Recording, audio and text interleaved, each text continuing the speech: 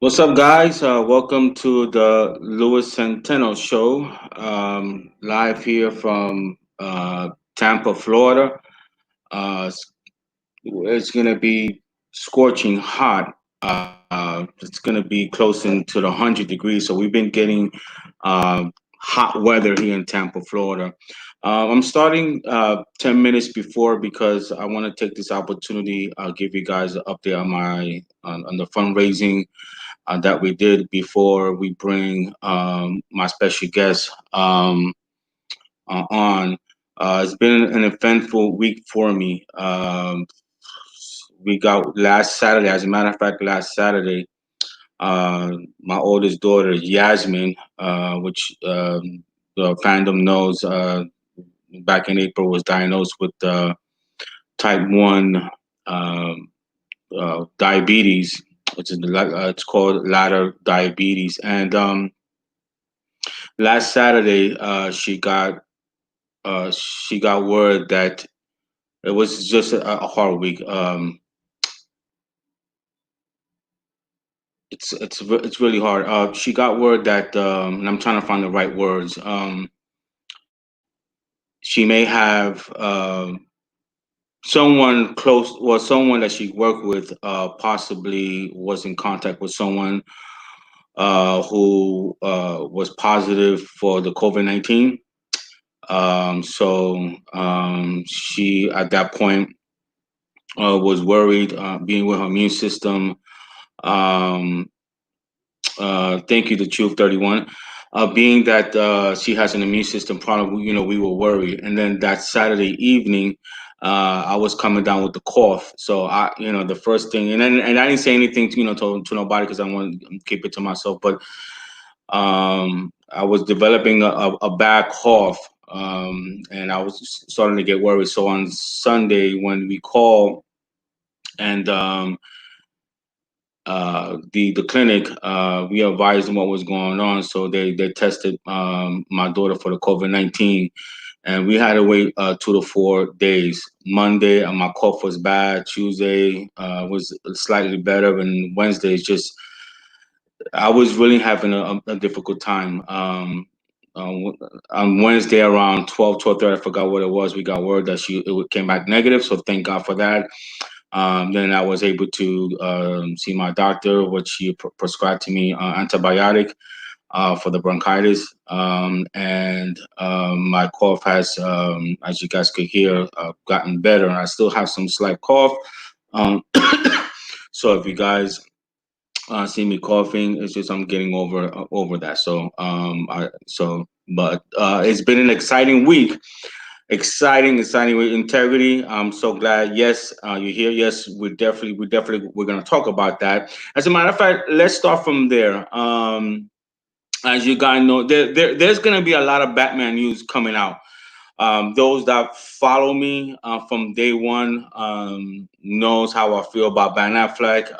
What I heard back in 18, and what's going on now. Before the Michael Keaton possible negotiation um, going on right now with Warner Brothers, I got wind that a Batman news was going to come out. Now, to be honest, I didn't know to what extent. I just knew that a Batman news was going to come out. So obviously I was looking for any Ben Affleck news or even JDM, Thomas Wayne. I was looking, even Robert Pattinson, Batman. But when the Michael Keaton news came out, that he's negotiating to return as the Batman, I was excited. I really, really, really was excited.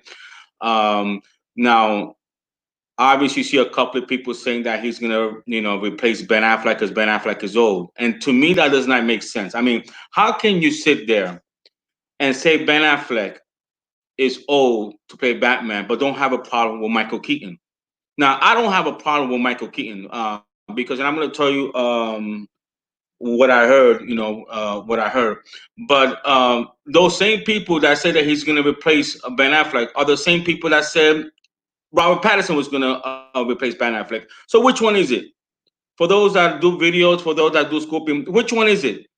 Robert Pattinson is going to replace Ben Affleck. I told you from day one. Actually, not from day one, because there was, you know, I was hearing that maybe they could have fit him.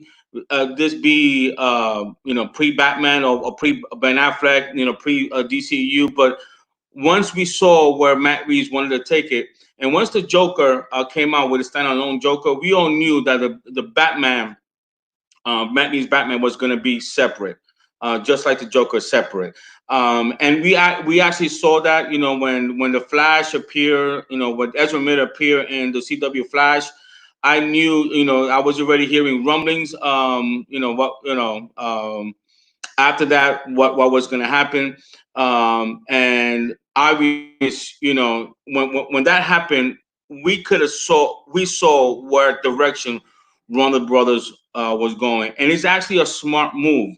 It's a really, really, really, really, really smart move, because like I said on my tweet, it's like going to a buffet. When you go to a buffet, you have different options. You don't have to eat everything in the buffet. Now, if you see my stomach, you probably say I do eat everything in the buffet. But when people go to the buffet, they like going for the same thing, but when people go to the buffet, it's they're going for the options, the variety, So this is the way I want you to look at it. It's like everyone gets to see or have the whatever they want to see. So if you want to see Matt Reeves Batman, that you're gonna have that. If you want to see Michael Keaton, and guys, he did, and let's get this straight. Michael Keaton is not there to replace Ben Affleck. I don't get. I mean, and again, I wanna harbor on that. Those are the remember, guys. When you see people saying that Michael Keaton is going to replace Ben Affleck, those are the same people that first said it was Robert Pattinson. So no, guys, he's not going to replace Ben Affleck. Now, what this does is Michael Keaton appearing in the Flashpoint. If it does happen, if Michael Keaton agrees to the contract, excuse me, if he agrees to the contract, what that does is it allows, if Warner Brothers wanted to go further and bring Michael Keaton back as maybe Batman Beyond, it allows them to do that.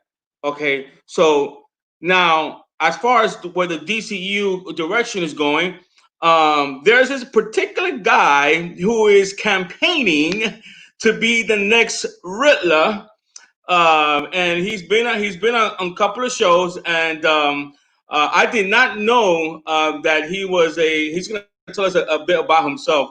He worked under the WWE, which I'm a WWE fan. Started way back in WWF, January 23rd, 1984. Now, what is January 3rd, 1984? Those who are hardcore wrestling fan knows that's the day that Hulk Hogan beat Iron Sheik.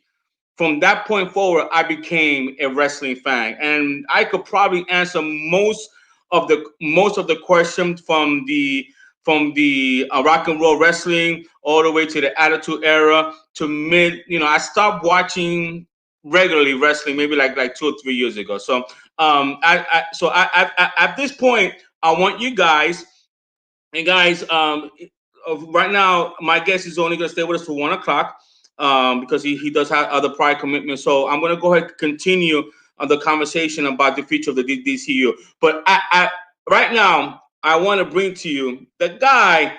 He does look like a Riddler. He is campaigning the Riddler, and I think he will be a perfect cast for the Riddler. His name is Mr. Scott Fowler. Scott, welcome to the show. How you doing, my brother? What's going on, bro? What's going Doing my on? thing, man. Trying to get this team rolling. Yes, yes, yes. So tell us a little bit about yourself. Well, first of all, I want to know: have you always been a DC fan? I have, yeah. As long as I've liked professional wrestling. Mm-hmm. The Hulk. By the way, the answer to your question is when Hulk Hogan won the WWF title from the Iron Sheik. Yes, yes, yes, yes, yes, um, yeah. yes. So ever since I like that, when I was a kid, I watched wrestling. I was talking to somebody about this last night. Wrestling, Batman, and like monster trucks or something like that. But yeah, that was Okay. my three things when I was a kid, man. So yeah, definitely Batman was involved in DC stuff, comics and everything. So I'm assuming you're a Batman fan then. That's your favorite DC character, Batman. He is, yeah. But I do tend to lean towards the villains like Bane, Riddler, those kind of Right. guys. So See, yeah, I think that's kind of good for any actor that wants to play a villain, for their yeah, favorite character to be like, for example, Batman. You know what makes Batman tick? And if you go back all the way from the Adam West Batman, the Riddler, to me, that person who played the Riddler was perfect for the role, because he will always give Batman a question, and and hopefully when you do play, and I'm speaking, confidently, it, manifested. that's right. That's right. I think that the Adam West Batman, what made the great Riddler was so great Right was here. was the question. But then Batman will always ask Robin, "What does this mean?" So they both would think. So I think that's an important element to being a villain, to understand the character of Batman. So Right. what makes Batman think? Um, it's a good question. He's a pretty smart guy. Um, he's the world's greatest detective, so it's hard to get one. You got to get up pretty early in the morning to get one by him, you know. Yeah, yeah, and But that's a Jesse Ventura line. Before the ah, Macho Man, Randy Savage, and Ricky Steamboat, when Macho Man threw him out, and yeah, Steamboat came back, and then Macho Man closed at him, and Jesse Ventura says, "You gotta wake up pretty early in the morning to outsmart the Macho Man." I So there love you go, my that. I brother. love that line, man. Yeah, Yeah, no, there's a lot of truth there. But like, I don't know if you've seen my videos, so I come up with some pretty brain teasing stuff. So um, that's obviously probably not what's going to be in any kind of script, but for what I'm trying to do and accomplish here, I think it would trip Batman up a little bit, maybe here and there. You know? yeah, yeah. And what makes Batman such a great character is that he has to, because he's not a better superhuman like Superman or Wonder Woman. So he has Right. to use his brain. He has to use be technical. And I think that's what made the Riddler, because the Riddler, you have to think like the Riddler. So it Right. makes Batman think. Obviously, I'm a Superman fan, but Batman is my second character. What draws you? What intrigues you about the Riddler character? Well, like I said in some of the other things, like this was all basically a fan casting kind of idea. I'd never really thought about it until because there's only been what two Riddlers before. Oh, the other no, three. There's been three: Frank Gorshin, Jim Carrey, and Corey Michael or Hart or whatever his name is, Scott. Um, Right, but we but haven't seen them yet. So technically, it's really two that we've seen out there. we've seen right, yeah. So yeah, it started. It was one of those things. It was like a light bulb went off. Like somebody. I was following the whole the Snyder cut thing because I did Army of the Dead, so I became invested in Zack Snyder's work. I'd loved his work before that, but that's what really got me invested. So when I got involved with the Snyder cut stuff, just came up in a tweet kind of thing. Said, hey, you'd probably make a good Riddler. I was like, ding, ding, ding, ding, a light bulb. Yeah. Do I you can see it. do you think Zack Snyder got wind of that the fans are asking for you to be the Riddler? I'd say there's probably at least a solid 90+% chance. Yeah. You, Um, do you have any feel what he thinks, or not maybe him, but maybe the studios? Are they open to it? I hope so. I've been screaming pretty loud at him. We know that. We know that. Yeah, yeah. So it's just it's a wait and see. It's patience is not one of my virtues, so I'm not the most patient person. But in these kind of situations, you have to be because it's who knows if they're even going to have one. All the signs point there with Batman versus Superman and the question marks all over the place and everything. All signs point there. But then it hinges on the success, the definite success, the guaranteed success of the Snyder cut, because it's going to be massively successful. But then I'm sure they'll start building and planning things from there. So this could end up being a long way off, or it could be something that happens a lot sooner than any of us think. Right now, let's just say argument's sake. Argument's sake. Let's say the Batman Deathstroke movie comes out. If the story is right, do you think maybe the Riddler could come out there? Because to me, if you ask me, I think the perfect place for the Riddler, and if Warner Brothers goes that route, would be Injustice. I think that will be the perfect way to bring in the Riddler if they don't make a second Batman movie, or if Warner Brothers wants to incorporate the Riddler with the Deathstroke. What do you think? No, I agree with you 100% on that one. That's hard to argue. That would be a phenomenal take. So, but as far as being involved with the Deathstroke thing, he could easily be, Riddler's hired gun. You know what I mean, kind of thing. So yeah, you could inject him. That's the cool thing about the Riddler too. You can pretty much inject him in any story. As even if it's only like a side thing. He's messing with Batman's head on the side. You know what I mean, that kind of thing. So, but I do think the Riddler, and I think if I remember correctly, in the Batman Paul Dano's version, it's going to be the main character. If I read that correct, I think he's going to be like the main villain in that movie. So he'll get the spotlight there, but it'll be interesting to see what the DCEU does with Riddler in that case. But your idea is great. Yeah, yeah, and another thing is that the Joker showed executive that you could have an original standalone villain movie, especially if it's one that we haven't seen before. So if they want to incorporate a future Riddler to like a Batman, co-starring or Injustice, who's to say that they cannot do a standalone Riddler movie? Oh, I'm behind that 100%. You realize, yeah, you could make some really amazing psychologically sound movies. Just basically, it could be multiple movies. You could get some longevity out of that, some good run out of that. Yeah, absolutely. Because we seen that for that. I think that's why Aquaman did well because that story never came out on theaters. That's why we saw Wonder Woman did well. Obviously, the story has to be told correctly. But Right. those kind of movies, we didn't see those movies on cinema. So I think maybe the Riddler, Brainiac, those are some of the villains that I think even Bane to an extent those kind of movies would do well because the Joker showed us, if you get a good director and a good writer, it could do well. Yeah, that's it. That's a great, perfect example right there. Yeah. And with the Riddler, man, you can build one whole movie around one riddle, one thing that you're following. So you can make the options are endless on that. How far you could go with it. So Right. I'm glad that DCEU or Warner Brothers are finally listening to the fans, the mhm. hardcore fans. And I've been clamoring this from day one that the DC character, although kids could relate to it, it's more catered to older teenagers, young adults. It's not it's if it's Marvel.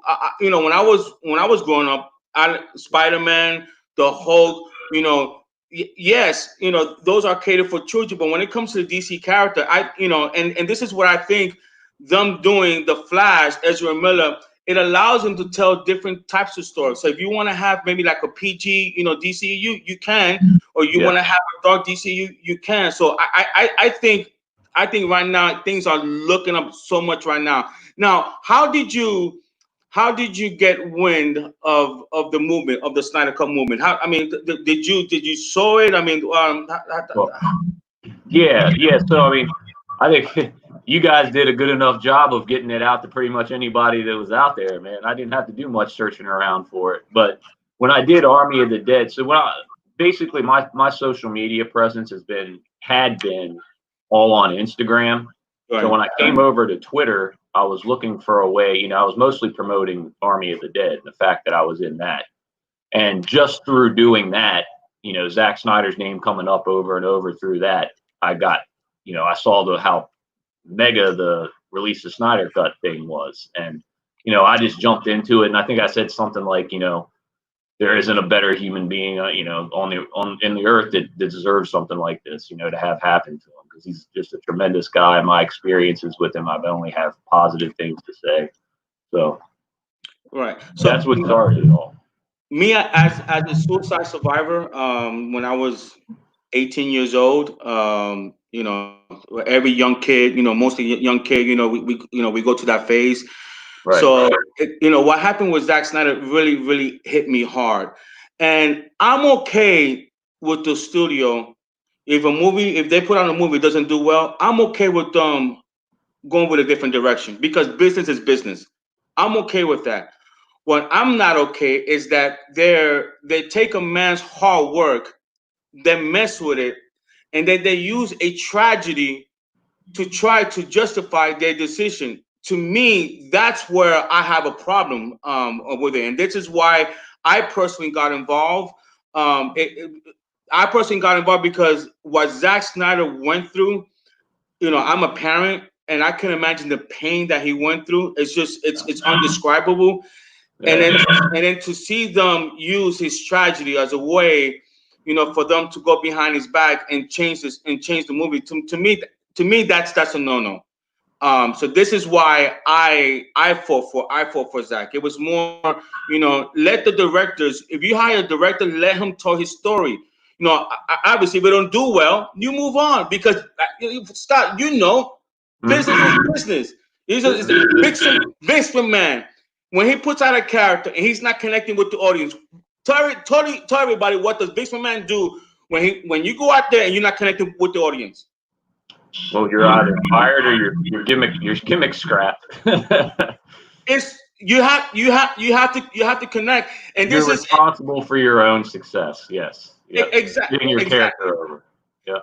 And what drives me crazy, and I'm gonna bring a little wrestling into this, when everybody says, "Well, Hulk Hogan is not a great wrestler, so I would take other people over Hulk Hogan," it tells me that they don't understand the business because it's just not about wrestling. You have to have charisma. You have to connect with the audience. You have to know how to tell the right story. You have to have good mic skills, and you have. I mean, it's just not just wrestling skills because I can name and even Hulk Hogan himself says, "Hey, this person is more athletic." And he even admits he doesn't have the physical skills, even though when he was younger he did more move, but he wasn't asked to be, So explain to everybody how does the business work. Yeah, that's just you did a really good job of it right there too. You have to have the total package, man. And for anybody that would question Hulk Hogan's in-ring ability, go watch some of his New Japan stuff against Antonio Inoki and people like that. The guy could run circles around a lot of people. He wasn't given nearly the credit he deserved, but just because most people know him for doing a leg drop and that's about it.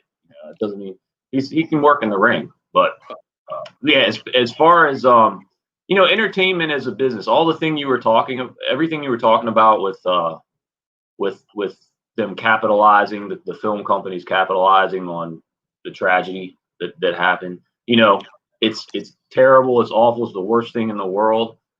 Does it surprise me? No, because entertainment as a business is just, pretty much all bets are off if there's a buck to be made off of it. So it's sad. It's really sad. So Do you think what the fans was able to do, it's gonna let the studios now let the directors make their movie? Do you think something changed in the massive. corporate world?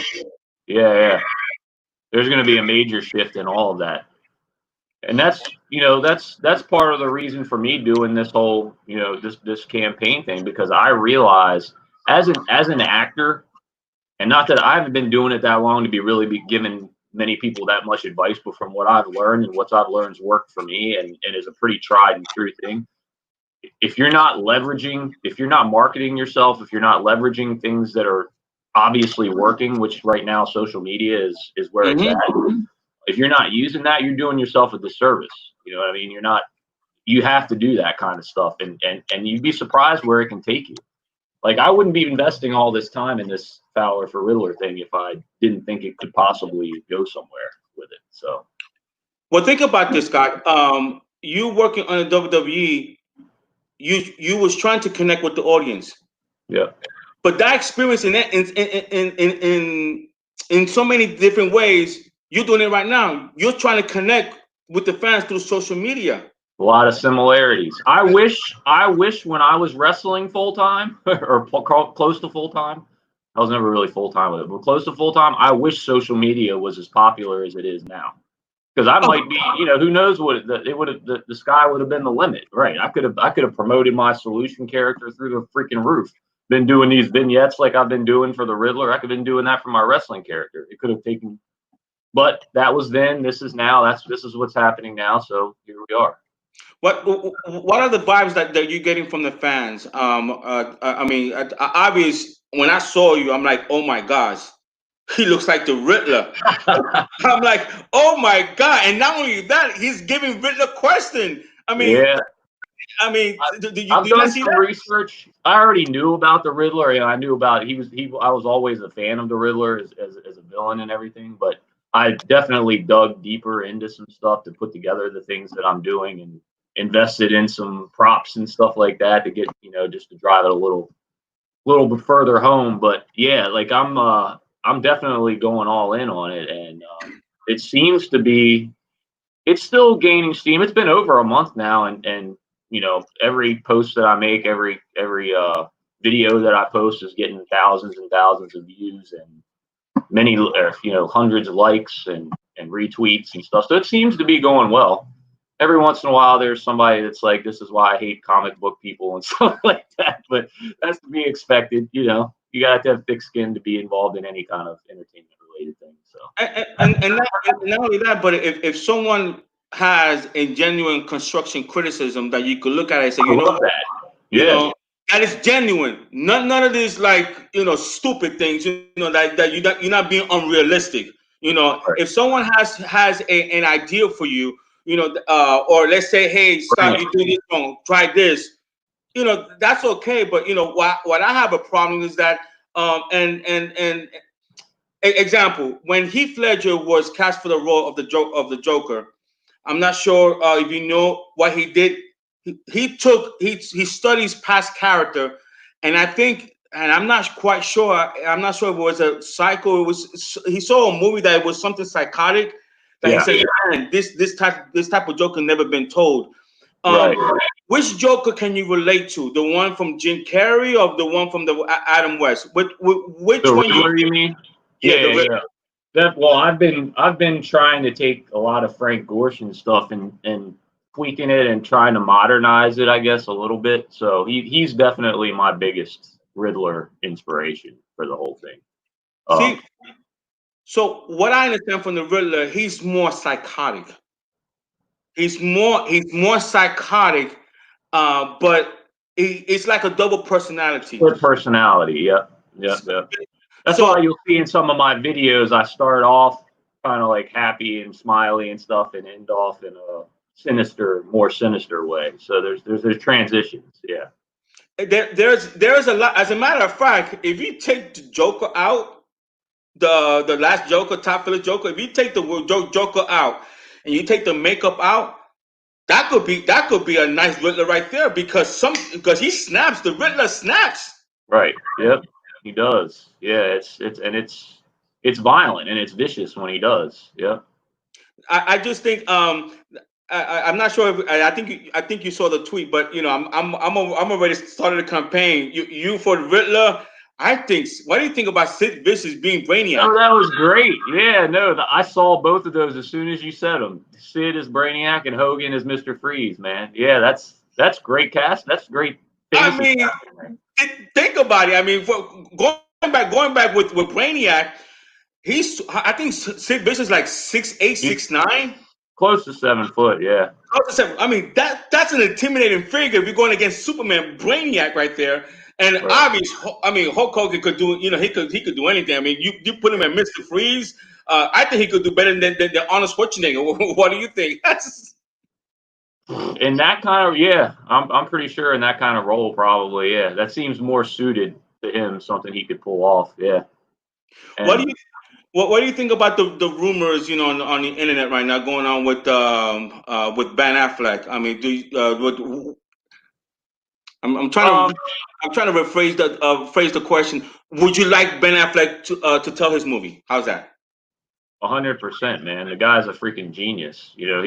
And I told a story on another one of the podcasts about how I can relate to him a lot too, because I know he went through a lot of struggles with alcohol. So that draws me into his story kind of thing, because I have direct experience with that. When I got out of wrestling, I drank like a fish for about 8 years. So Wow. yeah, so I got sober in 2015. I've been sober for 5 years now. So you see him doing as well as he is, I'm pulling for him every step of the way. He's gotten himself back into shape. You've seen pictures of him lately. He's in great. He could easily drop right back into that role, So I wouldn't be surprised at all. I think it's more of a win than an if. I think in the business, number one, it's and in wrestling has the same line, never say never. Yep. Never say never. So I think Ben Affleck loves Zack Snyder so much that if Zack says, "Hey, would you do this for me?" I do think that Ben Affleck will need to get insurance from the studios, no more meddling. If I do come back, you gotta let Zack Snyder or the directors say their story, put on a contract, do something. I think he will be open to coming back if Zack asks him to. Now on September 18th, Jay Oliva, I'm not sure whether you know this, and you can find this on his tweet. He said that the original Affleck script was the best Batman script he's ever read. This is Jay Oliva. Well, what's interesting is he commented on a tweet that I had up where I posted something and someone replied to it and said exactly what you just did, talked about that tweet. And Jay Oliva replied to it and said, one of the best. I said one of the best. But still, yeah, that's a huge compliment to get from that. Yeah. Even if it's a quarter, towards what one of the the best that there's ever been. That's something worth seeing, I'm sure. Yeah. I mean, here's an idea. Maybe they can incorporate it. You could be in that story, but be like a regular civilian, and you see what's going on, and you're getting more hate for Batman, and he's starting to snap, and then towards the end of the movie, the Riddler is introduced. I mean that. I mean that. I mean, what do you think? I think that's kind of Dude, cool. somebody came up with a theory on another thread that I read about how the Edward Nygma was a like a financial analyst in one of the Wayne buildings that went down with the whole Superman thing, in Man of Steel. So, and then he kind of like that's what started getting him, going towards that other side. So I think that would be great too. There's so many phenomenal ideas, man. There's so much to play with. It's great. Yeah, I mean, I hope because if Warner Brothers and HBO Max plays it correctly, because the idea that I had, and a lot of these mess has to do with bloggers, and what they want to see, and them interfering. And what I've been clamoring on is the director. I'm not sure whether it could be done, but on the Rotten Tomato, maybe not release their scores, maybe to a month after, not a couple. Probably be the best. It'd probably be for the best, yeah. Or the director could say, you know what? Assure me that the score won't come out a month later. Oh, you don't want to do? Okay, then I take it to HBO Max. This HBO Max is going to give directors a lot of their power right back in their hands. Yeah. And let's say Batman Deathstroke does well. Let's say it makes $1 billion. You want to continue that? You put the series on HBO Max. Riddler does well in the theaters. You want to make a miniseries? You put on HBO Max. Yeah. I mean, I'm clamoring for that. Yeah, it's exciting, man. This is exciting time to be a fan of this universe, this whole thing here going on. Who was your favorite wrestler when you were growing up?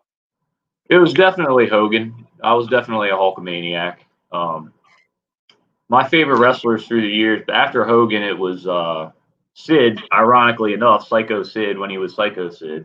And Shawn Michaels and Brock Lesnar. Those are probably my four main guys in wrestling.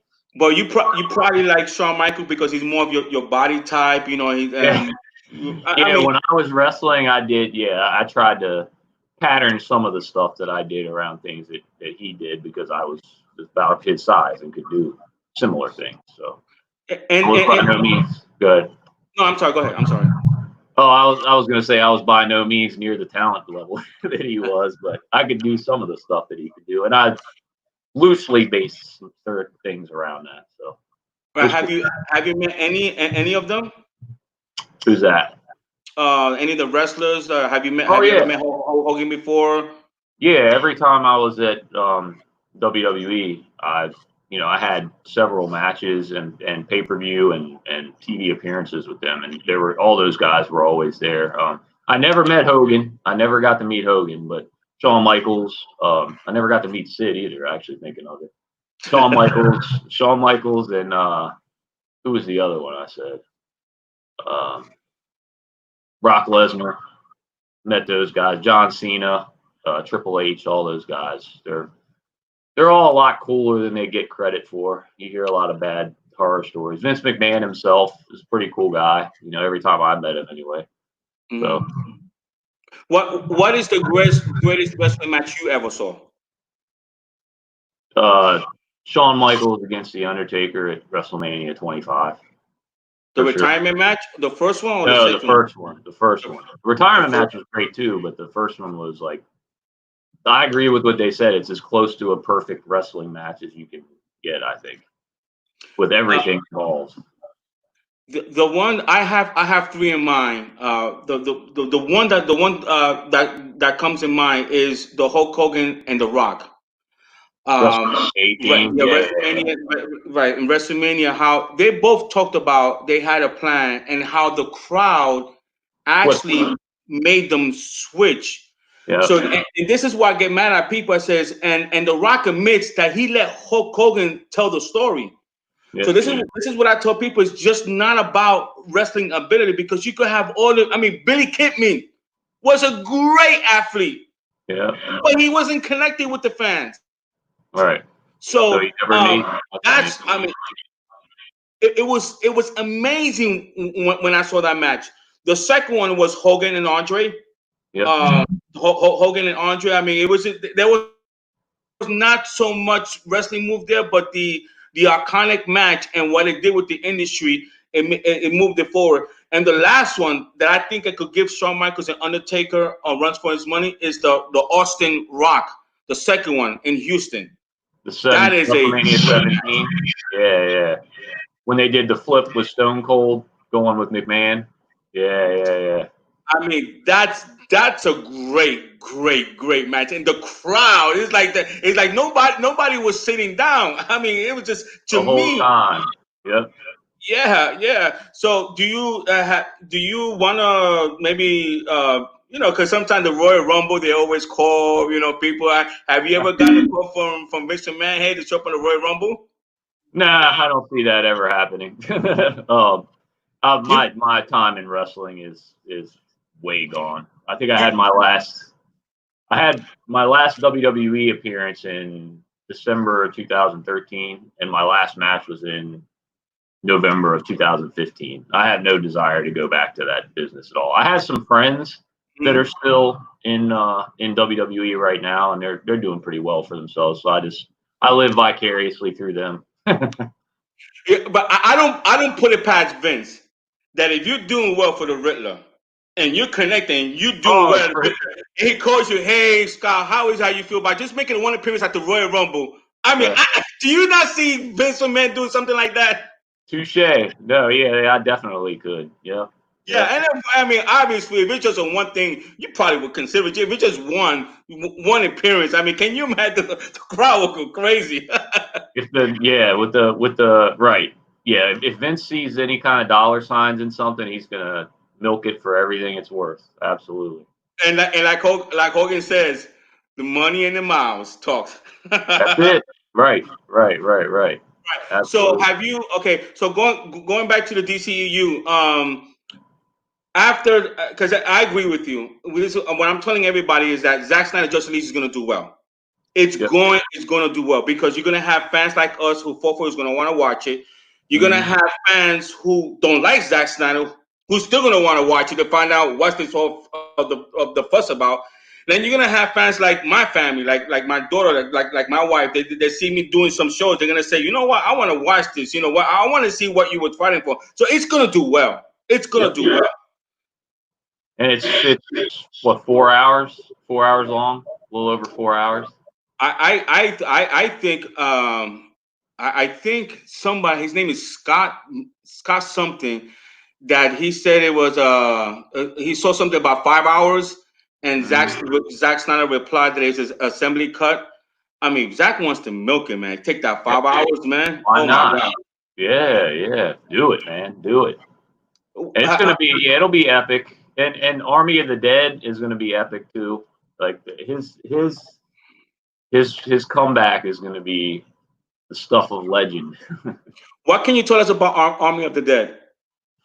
I was there 2 days, 2 extremely important days. So I know it doesn't sound like a lot, but both days I was there were really important days. One was a really important scene. I mean, they're both really important scenes, but one was an extremely important scene. The other one was the last day of filming.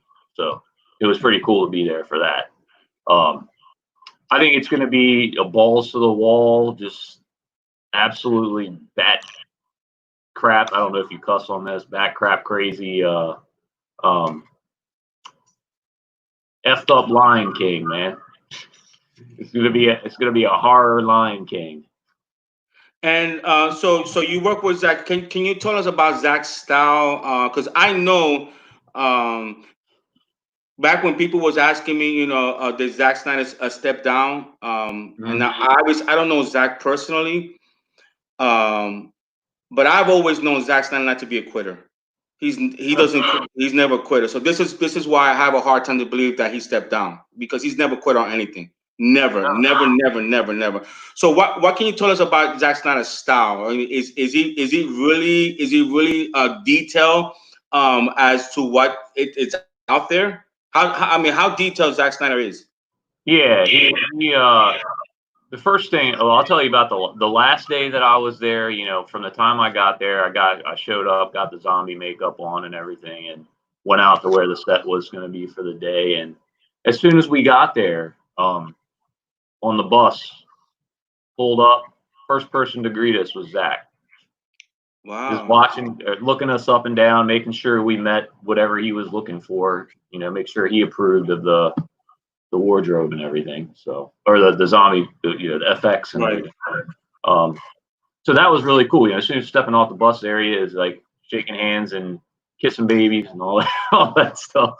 Sent us on. We came, we did what we did that day, and he was very hands-on, man. That's what I keep saying about it. Like I was blown away at how much he was jumping right into the middle of everything with his little camera in hand, like shooting all of his shots that he wanted to get.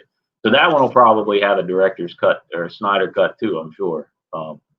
Even though, from what I've heard, it probably won't need to, because they gave him like free reign to do whatever he wanted to in that movie. So, but yeah, he was in there showing as far down as to showing exactly how he wanted the zombies to move, things like that. So. Did you meet Deborah? No, she wasn't there either of the days that I was there. And actually, none of the other, like Batista, wasn't there either day. Ours were, the days I was there were completely like zombie centric. So, is there talk Zack's doing a second zombie or Army of the Dead? I mean, that'll probably hinge on how good Justice League does. I bet if that smashes every record in existence, that'll be his probably entire focus after that, is cranking out DC content. So, how do you think the Justice League should be released? Should it be released in episode or one full movie? Great question. I think it would be massively successful as either, but I'd prefer to see it as one whole movie, one whole viewing experience, all in one sitting. I'll sit there for 5 hours and enjoy. Okay, so now I'm gonna put Scott Fowler as the president CEO of HBO Max. Do you want one full movie, or you want 5 episodes or 6 episodes? As far as what would be the best for the business, Yes, to make money. well, episodes probably. Yeah, just split it up. Yeah, And keep this is where I think it and you know I'm looking at if I was a business owner. Okay, so I have this golden jewel right here. I have the fans who's been fighting for it. How can I milk this? Especially if they are investing, it's not $30 million. I mm, mean, what's out there is not $30 million. I heard 80 up to $100 million. Okay, yeah, so I agree. let's just say somewhere in between that. You want to make the most possible money, and how do you do it? You put it in episodes. I mean, I personally would like to, as a fan, I do want to see it as a movie, and I would. The longest movie that I saw, oh, dude, I was dating at the time my wife. It was our first date. You know what movie she made me saw in the movies? Going with the win. No, no, I'm not that old. That's a good point, man. My timeline's on the Yeah, floor. no, no. I'm gonna give you a clue. 1997. Titanic. Dude, Oh, look at that. Love the yo, romance. 3.5 hours just sitting there, and I'm like this, and like hot dog, and I'm like, oh guys, and then obviously, I'm playing it off like, like I like it. I'm saying to myself, oh my, 3.5 hours of torture. Now, don't get me wrong. I mean, it's a great movie, and that's a Right. movie that I can see at my house. But in the movies, 3.5 hours, oh my gosh. I mean, that is the longest movie I've ever seen. Hey, man, you got to sit there and hold her hand and cuddle with her for 3 hours, right? Yeah, yeah, I did, and I did marry her. So it's not like 3.5 hours was You didn't wasted. waste 3 hours of your life on it, right? Yes, I didn't waste. So that's the longest movie I've ever seen. What's the longest movie you've ever seen?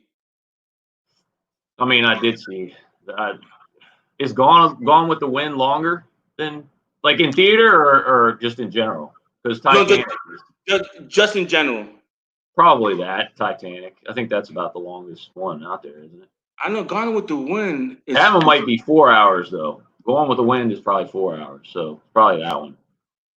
Gone with the. I think. No, no, no. Okay, the one I'm thinking about is West Side Story. That's what I'm thinking about. The West Side Story. So, but Gone with the Wind, is that with forgot his name. Yeah, I couldn't tell you the Yeah, actor. I remember. I know the picture is about a guy and then the lady right in front of him. So I know. I know. Scarlett. Scarlett's the woman in it. Yeah, Is it Gary Grant? Is it Gary Grant? Gone the with the Wind. actor. Yeah, the actor. I think Gary Grant. I think. It I think might. it's. But Yeah, the but going back, the Snyder Cut's gonna be at least 4 hours.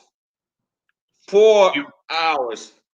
in the conversation for one of the longest ever. Yeah, yeah. And only Zack Snyder could pull it off, in my opinion. I think only he could pull that off.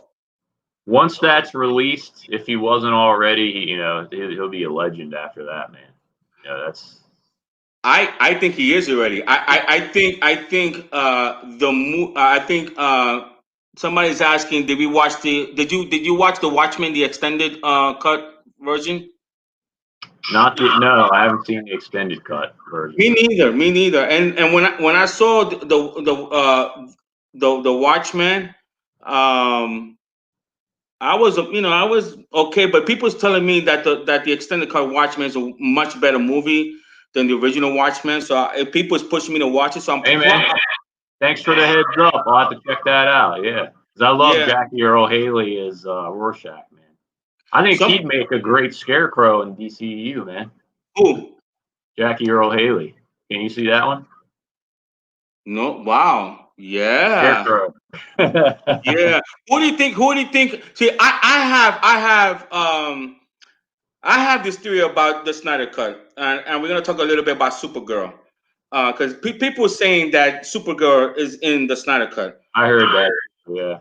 I actually, I'm 98% sure she's in. The question is, does Darkseid takes over her mind, or this is what I think. and this is the fun part about talking about everything the movie out there. I actually think that she with the Green Lantern defeats Darkseid, but Darkseid messes up her mind so much that she doesn't know who she is, and she's working on Earth. That's what I think. Something like Jason Bourne. Like he know he's something special, but he doesn't know who he is. He can't remember. Mhm. There's a other theory that he takes over her mind and she's working for him. Which one? Which one you think? That Supergirl's working for Darkseid. Darkseid, yes. Darkseid, sorry, yeah. Yeah, Darkseid. Yeah, yeah. So yeah.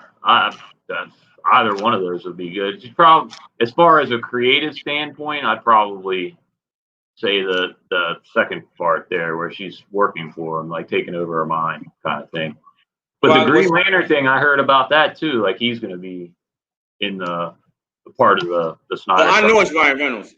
Ryan Reynolds, yeah. I know it's Ryan. I know it's Ryan Reynolds. I mean, I got hit up with that. I know it's Ryan. It's Ryan Reynolds in the Green Lantern. We just don't know which one it is. But logic dictates that he's Hal Jordan. Yeah, that's logic. Now somebody said Supergirl in the history lesson, but corrected by Darkseid and becoming Grail. That's what's out there. That's what's out there. Yeah. Now I'm looking up. Do you ever heard of Tessa Bohan Jones? The actress? Yeah. Vaguely, yeah. I've heard the name. She's in Justice League, and I know back in 2017, fans were thinking that she was Supergirl. Yeah, and there you go. She does look like Supergirl. Isn't that amazing about those kind of movies, man? You find these little Easter egg characters that turn out to be something a lot bigger than they appeared to be in the little one or two little brief scenes that you get of them. Like you were saying with Nigma earlier, if you introduced him as like a little bit part role as this guy that's just randomly doing something, like playing around with some analytical financial stuff, and then all of a sudden, boom, into the movie, here's the Riddler. What are your thoughts on Michael Keaton possibly being coming back as the Batman? I mean, he's one of the best that did it. I'd probably put him at number 3 behind. I like Christian Bale, man. I mean, obviously, I love Batfleck, Ben Affleck. Yeah. He's number 1, but I think I'd put Christian Bale slightly ahead of Keaton. But Keaton's a strong number 3 for me. So I'd enjoy it. I think it'd be good. I think it'd be cool. See, I have Ben Affleck number 1. And the only reason that I have him number 1 because Batman, if you read the comics, he's intimidating. Yeah. And comic accuracy was 100% almost. He's 6'4", he's big, he's intimidating. It's the way the Batman's supposed to be. Now, when it comes to second, one day I say Michael Keaton. Val Kilmer. No. Well, he's fourth for sure, and poor George Clooney, which George Clooney even makes fun of himself. So I'm not saying. I know, yeah. No, it's good that you can poke fun at it, and not take it too seriously. So. Right, but that one day I say Michael Keaton. There are other days that I say Christian Bale. Then one day I say Mike. Like today I say Michael Keaton, because he was the first. And I just think he played Batman perfectly and he played Bruce Wayne perfectly. With Christian Bale, he played Bruce Wayne beautifully. The Batman, he did good. I think a lot of people have to have the voice. They don't. You can't get past the voice. Yeah, I know. Yeah, I didn't put that much stock into that whole thing. Me neither. Don't get me wrong. He's a great Batman. Christian Bale is a great Batman, but do you see maybe Michael Keaton coming back and playing, maybe doing a standalone Batman movie called Batman Beyond? Oh, a standalone one? I thought they were talking about him being part of the Flash in the Flashpoint or something. Well, this is what I'm thinking. So he's gonna be part of the Flash, and they're gonna leave it open. If they want to come back and do a Batman Beyond, leave something open with the possibility. Did you see the last Rambo? Rambo: Last Blood. Yeah. Yeah. Towards the end, you don't know if he die or don't die. Yeah. They leave it to your It's interpretation. open ended. Yeah. Right. So I think it's going to be something like that. That if it's received well, and fans are want to see a Batman Beyond, they can bring it back. If it's not well received, they can leave it right there. Yeah. Yeah. That'd be cool. Yeah, I I'd be mean down for it. Yeah. Michael Keaton, he's with all the things they can. I know he's older now, but with everything they can do with CGI and all, they can make him appear younger again. If they really wanted to go that route. So hey, you never know. I mean, you never listen. The industry. I mean, I know you wanting the DCEU Riddler. You just want to be a Riddler. So who knows? They might call you and say, "Hey, would you be the Riddler in Michael Keaton Batman?" You just dude, that would be phenomenal as well. Yeah, they whatever they want me to do. If they call me up and say, "Hey, can you want to be a parademon?" Sure, man, let's do it. Okay, so how do you come up with these questions, the Riddler questions? I mean, do you look them up, or do you start thinking, or do you get into character mode? I do, yeah, I actually do. I'm actually in my little Riddler. This is where I film my videos, other than the one I did in the alley the other day, which is pretty cool. Yeah, this is where I film my videos here. I come in here and it's sectioned off, secluded, and I just kind of like focus in. I open up books, start reading through books to get inspiration and stuff, and studying Frank Gorshin stuff, trying to put spins on that kind of thing. So they're all kind of pieced together. I've actually got a couple on my little handy dandy thing here that I'm going to be doing videos later today for next week. So you get into character and you come up with a riddle that is strictly Batman, right? Pretty much, yeah, yep. And when you say get into character, I kind of take from professional wrestling there too, and a lot of the Riddler, like you said earlier in the conversation, a lot of the comments I've been getting is, "Hey, this guy looks like him, he sounds like him already." So I don't do too many tweaks with my voice and things like that. It's pretty much me with like the volume turned up and some little nuances thrown in here and there, but it's pretty much me with the taken to the next level and with the psychological stuff going on. So I have a suggestion for you. Go for it. Back in the Adam West Batman, what made the Riddler so great is that not only he gave Batman riddles, but he also gave Commissioner Gordon riddles. Do some for Commissioner, Gordon. yes, for Commissioner Tailor it around Gordon. Yeah. Yes, you could do that because remember, a Commissioner Gordon, if he doesn't know it, well, let me call Batman. Let me see what he says. I mean, because I like the Adam West Batman, and Yeah. and when Commissioner Gordon used to get the Riddler, he would call Bruce Wayne, or because he knew he was Batman. So why not do a couple of riddles for Commissioner Gordon? Hey man, writing it down right now. I'll come up one specifically for your show, man. Yeah. No, I mean, I think that'd be great. Doing one. I mean, because to me, that's what who Batman is, and the character Batman, Commissioner Gordon. And someone gave me this crazy idea too.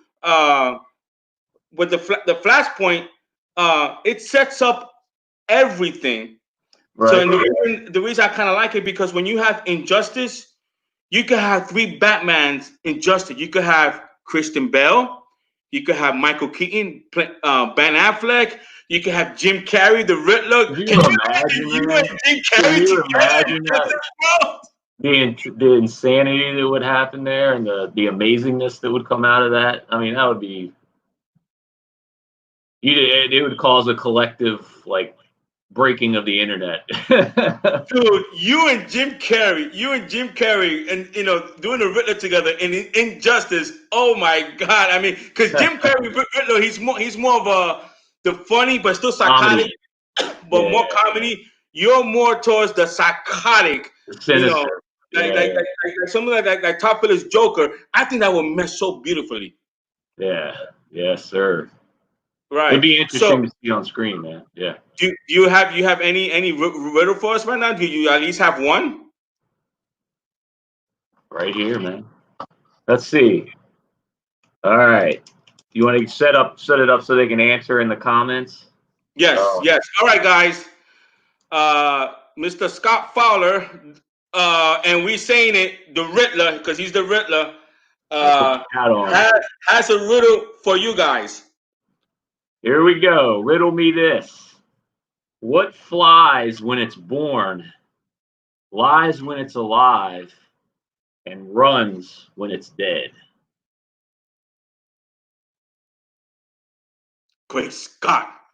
Gotta call Batman. Bruce Wayne.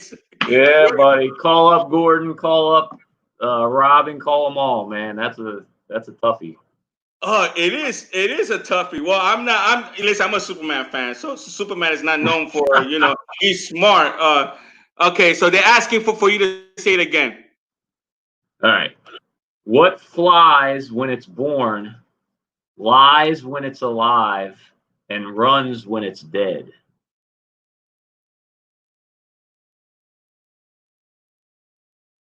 Type it in your type it in your computer. No, I'll leave it up. I'll leave it up. If you want to respond on Twitter to it, let me know what you come up with. That's good too. Oh, you got kicked. He got kicked off. He just asked. I think Integrity. I put my money. I think he'll get it. I think he'll get it. Can you actually? I'm sorry, one because he just got kicked out, so he didn't hear the question. Can you please say one more time, please? One more time. Yes. What flies when it's born, lies when it's alive, and runs when it's dead? He says a plane. Try again. Sorry, Integrity. I mean, I was gonna say Vixen Man when he was losing to Ted Turner. In the Monday Night Raw, I was saying Vince McMahon. Oh man, that's a good one. I'm gonna put that on Twitter, and I'm gonna tag. Let me see. Who do you think will get that question right? Zack Snyder or Jay Oliva? I think they both probably would be able to get that one, man. All right. Well, I have one for you, Mr. Riddler. Go ahead, give it to me. I'm at the beginning of Earth, the end of time. A week has 2, a day has 0. What am I? One more time. I'm at the beginning of Earth, the end of time. A week has 2, a day has 0. What am I? What do I get when I get this right? Dude, the letter E. Yes, you got it right. I cannot outsmart the Riddler. I cannot definitely outsmart the Riddler. There you go, man. I'm gonna find one just for you. I'm gonna find one just for you. But I'm gonna text that question, not text, but put it on Facebook also, but also put it on Twitter. And I'm gonna tag Zack. I'm gonna tag Jay Oliva, even Christopher McCurry. I think he might get that one. Got it one more time. What flies when it's born, lies when it's alive, and runs when it's dead?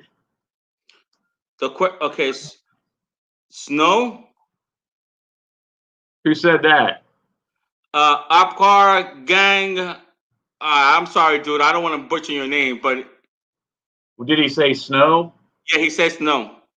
That's close enough. Snowflake. All right, you got it, dude. You got it. How did you get the Are answer? You the real Batman? Yeah. Apcar, tell us how to. I mean, what? How did you get that answer? And I'm gonna give him a few minutes to reply back, dude. That's nice, right? Integrity. You got it right. There's no way I would have got snow. I'm impressed. That was a hard one, man. I'm trying to, I'm building it up. I'm building it, slow burn. A little Love. harder and harder each time. So are all your riddles for Batman? Is it to Batman directly, or is it someone? I mean, what when you write Oh these man, riddles? yeah, no. Right now, it's directed at the audience, so to keep you guys engaged and entertained and stuff. You can get your brains teased a little bit, so you can see what I have in store for Batman. Let's put it Uh, that way. he said he got it right because he says fly when literally falls from the cloud. Yeah, but yeah, it flies when it's born. Yeah, when it starts, it flies down from the sky. Dude, It I lies on the ground when it's living, and then when it dies, it runs off. It melts and runs off. okay, okay. Why don't you do one for strictly Batman and tag Ben Affleck? That'll be well. Like I said, after this, I'm gonna be recording some more content. So that's a good idea. I'll do one for Gordon and one for directly for Batfleck. Yeah, you do one directly to him and tag Zack Snyder, but make it real challenging. You know, something that maybe in the DCU you never know, something related to Batman versus Superman. You know, because Zack Snyder he's kind of like that. You know, when you ask questions regarding one of his movies and it's deep, he sometimes he responds to that. But maybe like what you said about the Joker, you know, the joke's on you. You know, something like that. You know, Right. maybe theory because the theory is that, well, not the theory, but he just said it. I think it was Jason. Oh my gosh, the Joker killed Jason Robin. Todd. Yeah, no, it's not Jason Todd. Jason Todd is alive. Is the other one? Oh gosh. Oh man. Yeah, it's asked me too What, quick. what's what's the other Robin's name? Oh my God, it's right there. It's not Jason Todd. He's living. It's not. Dick It's Grayson, that Jason one. Todd. He's dead. It's Dick Grayson. Yeah, Uh, he's dead. He's dead. So maybe you could do a Riddler, you know, to to kind of poke at Batman's pain, you know. Yeah, yeah. yeah, it was Dick Grayson. Yes. You know, something like that because I think that will get more fans involved. Maybe ask a Riddler question that is Batman versus Superman. You know, centric. You know, something have to do with the Joker, the Robin dying, something like that. I mean, I mean, Great idea. Yeah. There's plenty of time, man. Plenty more stuff coming. So yeah, I'll take that one. I'll take that one and run with it.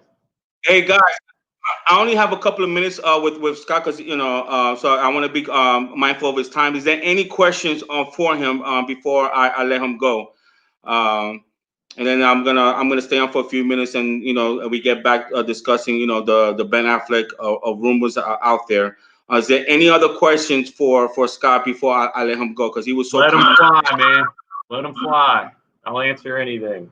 I, AMA. I know Integrity 101. He has a lot of theories about Batman, his villains, and he's a huge Batman fan. Yes. Okay. So I'm gonna wait for you a couple of minutes, Integrity, for you to ask your question. But he's a big excuse me. He's a big Batman fan. And he loves the whole Ben Affleck Batman universe. I actually think you go perfectly with Ben Affleck because Hey, with Ben. man, I'd love to do a wrestling esque stare down with him where we're both standing for because I'm 6'2". I'm he's probably a little bit taller than me. I'm 6'2". So Actually, 6'4". what's that? He's 6'4". He's 6'4", right? So we'd be pretty close though. Wouldn't be quite eye to eye. He'd be a little above me, but I think a stare down would look pretty cool. I mean, why don't you do one? I mean that. I mean, because I think right now, you're picking up steam, bro. You are picking up steam I'm with pleased. I'm very yeah. pleased with the way it's going. Yeah. So I think now it's for you to take it to the next level. To the next level. So the question is, and I'm going to imitate the Rock for you. The question that would transcend the Twitter universe is when Scott the Riddler Fowler is gonna lay the smack it down on Ben Affleck, Batman. Can he ask? Tell everybody when. If I had my way, it would be tomorrow, man. But hopefully the steam just keeps rolling. This thing takes off, and everything keeps rolling with the DCEU, and everything goes. And within the next year, 6 months to a year, we're looking at something super serious. So here's a question for you. I'll put up on the screen. Do you see I it? see it. Yeah. What's your opinion of Michael Keaton's Batman scenes in Flash when it turns out to be a montage of multiverses to introduce the multiverse concept to the audience? So if that's all that they do with him in Flashpoint or in the Flash movie, we were talking about bit parts earlier. I don't think it would be an awful thing as long as it leads to something. As long as they do something with it, yeah. But I think everybody, as far as I can tell, would be on board with something like that happening with a multiverse. So why not? From Coach P, which part of the multiverse would you want to play, Riddler? In this conversation, you've brought up several things I'd never even thought about with that kind of in regards to that kind of question. As far as like, would you want to be in the one that Michael Keaton's in, or the one that's against Ben Affleck? Or that's a great question, man. Like I said, I'm emotionally drawn to Ben Affleck because of what in his personal struggles. I've had similar things, so I'd probably say that one. Okay. Will Riddler be dark? Yeah. Yes, I think so. Yeah. I think if they want to explore the psychotic part of the Riddler, it cannot be rated PG, cannot be even rated PG-13. I think it has to be rated R. Now I'm a religious person, so I'm not into the nudity part, but but however, I think to explore the mental the mental breakdown of the Riddler, it has to be dark. I mean, because honestly, I feel like you as an actor that want to explore that character, I think they'd be doing a disservice to you if they tell you PG or PG-13. So it's like you already have one arms and behind your back, and you can't really explore what you want to do. You can't even tell your vision. I think that's what made Heath Ledger, Joker. It's arguably the best Joker out there. I mean, he's still agreed. But as far as going back to that real quick, me and as an actor, as far as my range goes, I do have a pretty good ability, and I'm very comfortable and confident in my ability to go to dark places. So I think that would be a good avenue for my particular Riddler to go down. So yeah. See, Mr. Freeze doesn't have to be rated R. There are certain DC characters, villains that doesn't have to be rated R. Mr. Freeze doesn't have to be. Poison Ivy doesn't have to be rated R. Even Harvey Dent doesn't have to be rated R. The Joker, yes, rated R. The Riddler, yes, rated R. The Penguin, you can make a nice PG-13 Penguin.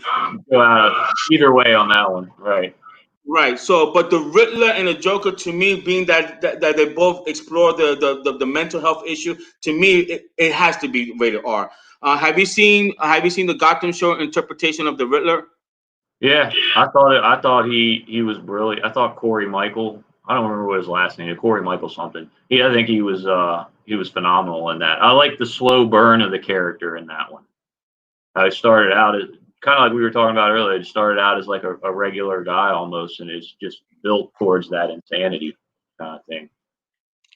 Integrity 101 says Flash kind of like Back to the Future alternative timeline, then lead to the Batman Beyond, likely with Burton or Pfeiffer involved as Burton Batman 3. That's what I said earlier on, that that they're gonna leave that open ended. If it's well received, they could do like a Batman Beyond. Obviously, if it's not well received, they could leave it right there, as he made a cameo or in the Flash. But I think because the fans has been clamoring for Batman Beyond, and I think Michael Keaton will play the perfect Batman, and maybe train somebody else, like maybe a Nightwing, to take up the mantle. I think something similar to what remember Iron Man and Spider Man, something like a mentor like that. I think it will work very well. And bring back Tim Burton and Michelle Pfeiffer. Oh yeah, Pfeiffer was phenomenal, man. I loved it. I loved her performance. So what do I think about Scott Fowler as the Riddler? I'm all for it. Obviously, the more he studies the character, the more he's going to evolve. Because I think Heath Ledger just said it took him about a year to really study the character.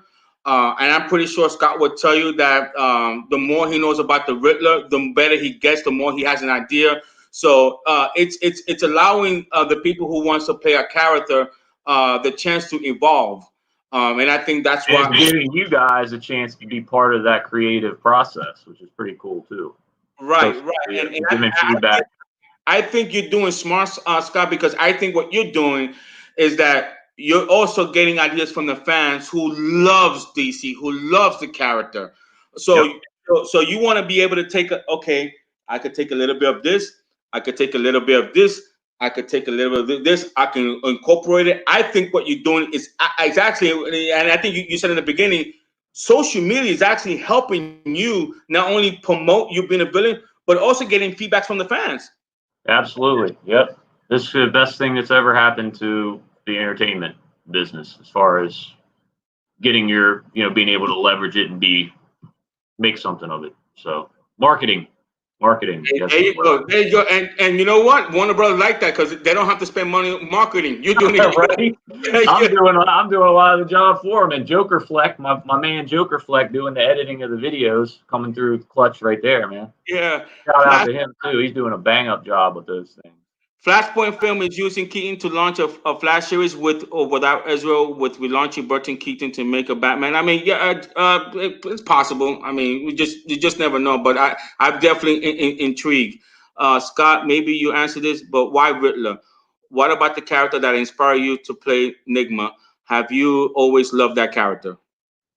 I don't know that I've always loved it, but like we were talking about earlier, it mostly came from a fantasy / fan casting idea that, as soon as I heard it and saw it, the light bulb went off, and I really do kind of look like this guy, and I kind of sound like this guy, and that's one that if I was going to be involved myself with the universe, that'd be my end.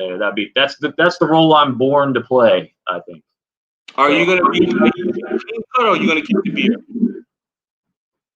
What'd you say? The beard? Yeah, are you going to be clean cut, or are you going to keep the beard?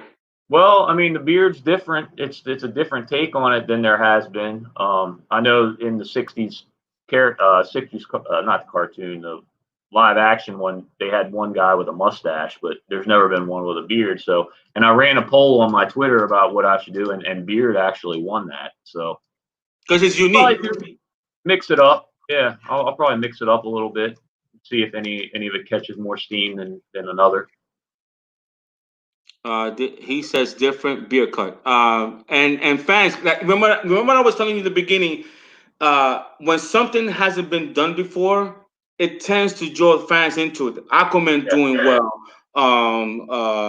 what a Joker doing well, Wonder Woman doing well. When something has not been put in cinema, or something or a character that has a unique, different take, it tends to do well. So me personally, I would tell you keep the beard on because it's a different take, and it makes you look. You could play both parts. You could be the sweet guy, to a chick, when you're playing the Riddler. But when you face Batman, you could turn to this psychotic, evil person. What if you did both? Yeah, like in wrestling, they always associated having a beard with being a heel, a bad guy, and when you're a clean cut, you're a baby face. So you have a baby face cut. So kind of similar, I guess. Yeah, this could go either way. You can do this with the bad, sinister Riddler, and then the clean cut with the smiley, laugh, joking kind of guy. Yeah, try asking John Cena about that because he was clean cooking, and to many fans he was the heel. Yeah, that's true. Right, there aren't many boundaries on that now. So. Yeah, guys. Yeah, I got to get rolling, man. Yes, So, yes. any last questions, real quick? No. It's the other questions that they're asking is more of the DCEU, man. So I'll take over. But listen, I really appreciate you coming on. I really do. I'm gonna promote you. I'm gonna promote you. You definitely got my vote. And what I like about you is that you're engaging with the fans. You're definitely you're asking the fans what they want to see.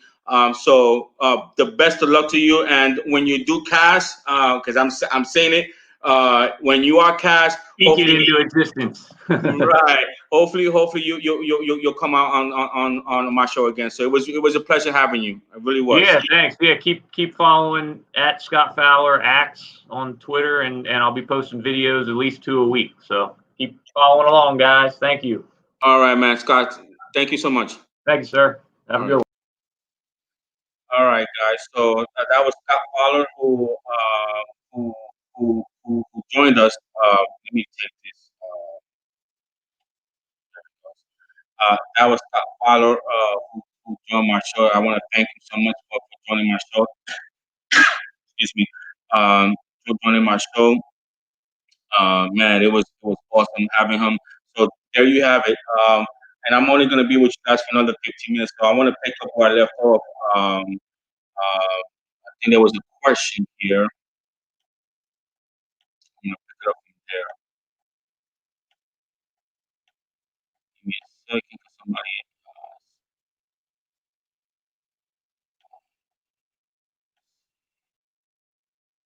Okay, so I'm going to take it from there. Taylor Murphy on Lightcast live stream said last night that Ben Affleck has signed a new contract to play Batman for HBO Batman series.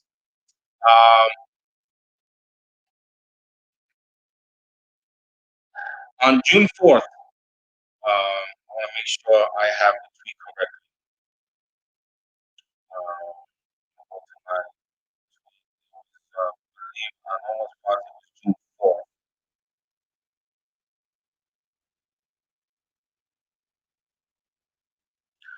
On June 4th, I tweeted, not tweeted, but I DM a couple of about 5 or 6 people, and I basically told them that I heard that Batman, Ben Affleck, is returning as the Batman. This was June 4th. I have screenshot. I have screenshot, because I don't want, because Lightcast has accused me of me piggyback news and saying that I said it. And I blocked them because I don't appreciate that. Because anyone that follows me knows since 2018 I've been saying that Ben Affleck would consider coming back as Batman if they let Zack Snyder or him finish that vision. I mean, I've been saying that since 2018. Since 2018, December of 2018, I said Ben Affleck would consider coming back as modern day Batman if he lets him finish, if Warner Brothers lets him finish his tax vision. Said it in 2018, December. So now you cannot say that I piggyback. Maybe I can say that about you. Maybe you piggyback about my information, about my school. I said that back. I said that back way back in December 2018. I said this back in 2019 when I said Ben Affleck after he came on the Jimmy Kimmel show and said he was done, which he left it as a question. Okay, fine. I was arguing with people, but Ben Affleck put out a video that he said he was consider coming back. I mean, did you pick it back from my information? So those people that are saying that Ben Affleck signed a contract last night, I DM 5 or 6 people, and I got receipt on June 4th that Ben Affleck to return as Batman. Okay, solo movie and do cameos per my source. And if it does well, that he might get a miniseries. Now the miniseries is guys, when they talk about the miniseries, uh,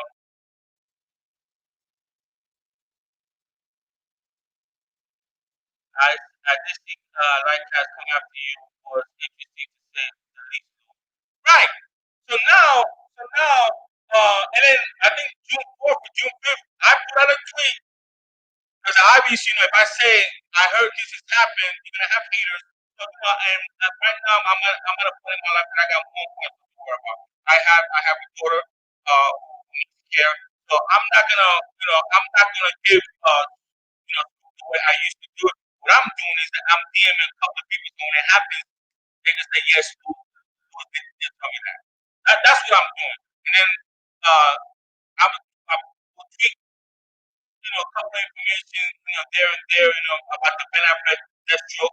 Um, uh, so Coach B, answer me this: what do you think? They said that last night, but if I show you proof that I said this on June 4th, am I piggybacking off them or they piggybacking off me? Because on I think June 4th or June 5th, I told everyone we're gonna get Batman versus Superman if HBO Max does well, and if Justice League Zack Snyder does well. But we know the Snyder Cut's gonna do well. We know that, and HBO Max is gonna do well. So, and honestly, let's just say HBO Max does okay, but the Snyder Cut does well, we're gonna get it. We're gonna get it. So I said this back in Coach B, if you don't, and you can look at my tweets of December 2018. That's what I said. So I've been saying this since day one, not supposed to go on Ben Affleck. They did, not me. Not excuse everyone, but a lot of them closed the door Ben Affleck. Oh, Robert Pattinson replaced Ben Affleck, or now Michael Keaton is replacing Ben Affleck. When all along, I've been saying since 2018, December 2018, and it's my show talking about. So if you guys don't like it, talk about it's my show. I can say and do what I want. Okay? But the only way Ben Affleck would ever come back, is still coming back. If the studio let him finish that vision. Well, what has happened since 2018? A lot of changes. We're under new management, and now we see the direction of where HBO Max Warner Brothers is going. And thank you, Coach B. Thank you. I really appreciate that, Coach, because the amount of hate, I got December 2018, even though last in 2019, I ain't coming back. I ain't coming back. He's done. Dude, put it away. He's done. Stop it. Stop it. He's never coming back. Now that he's coming back, oh, Lewis is just picking back on my information. He's just saying that just now. Really? Really? Integrity 101, I've been saying this. I know you don't have Twitter, but I know Coach B, if you have Twitter, go back and show them. And I have screenshots on June 4th. I told people that I heard he signed a contract and he was coming back. So now, to be honest, guys, this is what I heard. This is what I heard back in. I tweeted it out on June 4th. I want to say maybe June 1st or June 2nd. I got that scoop. But what I heard was that it was a Batman versus Deathstroke. I did not hear HBO Max series.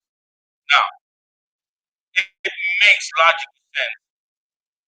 If it does go in the theaters, it makes money. If they want to put it to a series in HBO Max, it makes sense. But right now, I don't. From what I know, right now, I don't think it's the Batman series. Now, listen, just because I heard something 2 weeks ago doesn't mean that things will change. And this is the part of another part that people don't understand. So let's say, for example, let's say on June 1st, yeah, we're gonna do a Batman Deathstroke movie. We'll do it. 2 weeks later, let's say, you know what? We can milk this. We can make more money. We're gonna make it into a miniseries. Who cares? I mean, as long as we get Ben Affleck back, and to be honest, the way to make money, if you're HBO Max, if you want to milk it, you're gonna want to put an episode. You know, if you may want to follow Zack Snyder's model. They could do a Batman versus Deathstroke, a 4.5 hour movie, and break it up into episodes. You just never know. You just never know. The way I want to do it is release it in theaters, so we can get our DVD copy, and then you can turn it into a mini series. Like a 6 episode to finish that up. That's what I would like to see happen.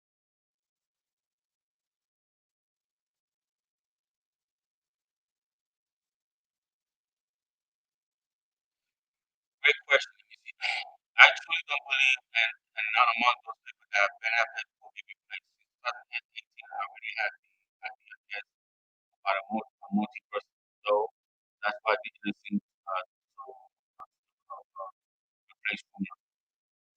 Here's the thing that the people are saying that is not thinking logically here. That's just driving me crazy. That they're saying that Robert Pattinson is replacing Ben Affleck, not Michael Keaton. Okay.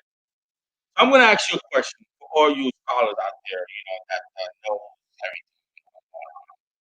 Right? Here's a question: if Warner Brothers told Zack Snyder, "Go ahead and make Justice League 2 and 3," why in the world would Zack Snyder bring another actor to play his Batman? Think about that. Use your noodle, people. If Zack Snyder is making Justice League 2 and 3, why in the world would he bring Christian Bale, Michael Keaton, Robert Pattinson to replace Ben Affleck, who he says is his Batman? Think about that. Use your noodle, people. It drives me crazy. I mean, the only way that would happen is if Ben Affleck says, "No, I'm not doing Batman." But Ben Affleck is already on record that says that he would do anything for Zack Snyder. He's on record. He already said it. He loves the man, and that. I'm getting over this quote. This quote. But Ben Affleck is already on record stating that he would do anything for Zack Snyder. So, guys, use your noodle. Use your noodle. Why would Zack Snyder agree to do Justice League 2 or 3 if he's not going to have his Batman? It won't work. Zack won't do it. Zack will not direct Justice League 2 or 3 if Ben Affleck's not there. Zack Snyder will not direct Justice League 2 or 3 if Henry Cavill's not there. If Jason Momoa is not there, if Ezra Miller's not there, if Ray Fisher's not there, if all the people who he casts is not there, he won't do it. He will not do it. Get it to your head. He will not do it. He will not do Justice League 2 or 3 if you don't have his cast back.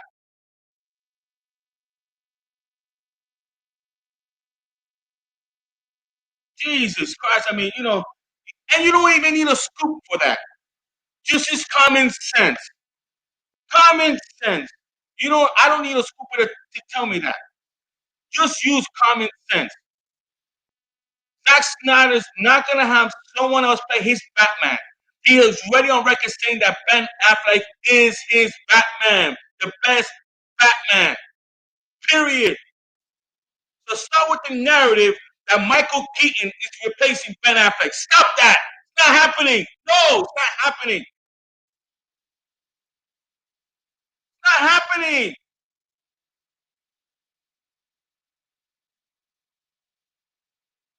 No, you didn't trigger me. I'm just, I'm just talking with passion. This is my New Yorker. This is just me. I'm here to entertain as well. So don't worry about that. But use your noodle. Those same people. This is why the old regime was listening to these kind of dumb comments. Well, Ben Affleck is too old to play Batman. He's too old to play Batman. Oh, but I love Michael Keaton. Really? Ben Affleck is too old to play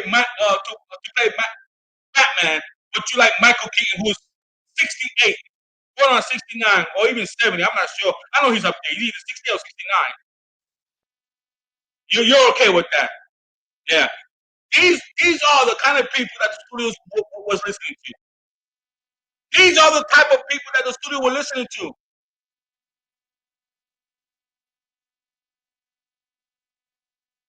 Doesn't make sense. Now I like Michael Keaton, and if they do a Batman Beyond, oh my God, I would support it because I actually like Michael Keaton. I have all of the Batman '89, Batman Returns, Batman Forever, Batman and Robin. I have all that, and I actually like Michael Keaton as Batman. So I'm all for that. I'm all for doing a Batman Beyond. I mean, there's money to be made. There's a story to be told. You could do a third Batman movie, Batman Beyond, with Michael Keaton, him training a Nightwing, him training a younger version to pick up his mantle. There's a story to be told out there. Okay?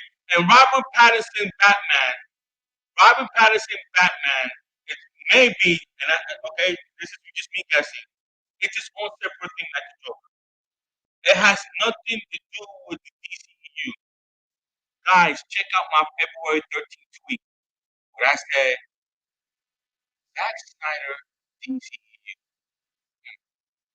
That's where it's going to be. You're going to have Zack Snyder, DCEU. You're going to have different interpretation of Batman. Warner Brothers and HBO Max are doing something different that has never been done before. And typically, when something has never been done before, it does well in a box office. Lewis, I'm telling you, Keaton. Well, here's what I'm hearing, Integrity. Keaton has one foot in the door. And the only way he'll put the second foot in the door if it's Tim Burton directs Batman Beyond. So it's not done yet. It's not done yet. They are negotiating. But if Michael Keaton has his way, if the studios agree for Tim Burton to do his Batman, yes, we're gonna get. And again, I think you could have Robert Pattinson Batman that relates to more of the PG generation, PG-13 generation, which is fine. It's okay. I'm okay with that. And if that was the only Batman, that would be coming out there, this is where you have the division. So I think Warner Brothers and HBO Max are doing this so smart. This is the right way to go. The right way to go. Because even people like Integrity 101, I'm not sure whether he wants to see Matt Reeves Batman, but if he's getting his Ben Affleck Batman, I'm pretty sure Integrity 101 will support people that wants to see Robert Pattinson Batman because he doesn't care because he's getting his Batman. Why would I care of people liking Robert Pattinson Batman? Why would I care? I don't care. Hey, you like that kind of food? I don't like sushi. Other people like sushi. Don't bother me.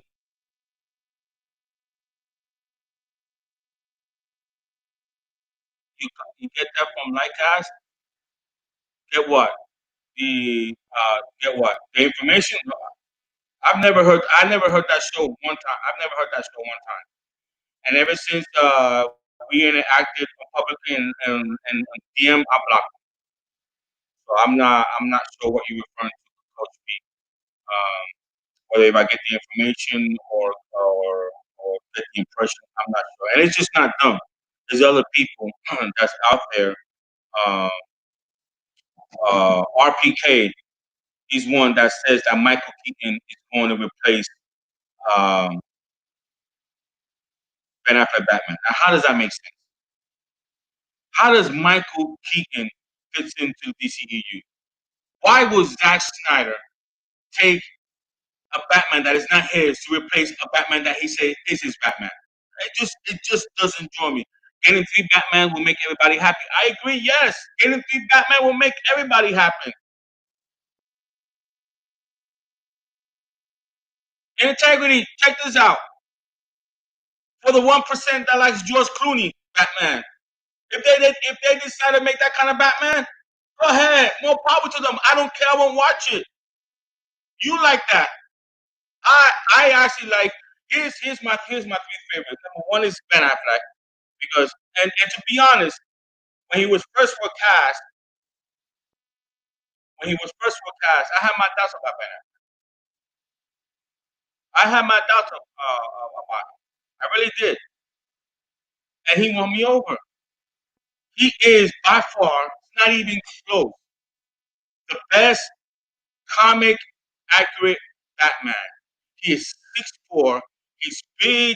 He's strong. He's intimidating. That chin. I mean, he is by far the best comic book accurate Batman. By far. Now, who's second is the debate. Like I was telling Scott. One week I like Christian Bale Batman. Other week I like Michael Keaton Batman. I would say 51-49. I would say Michael Keaton Batman because he did it so perfectly, and he was the first um, cinema Batman that we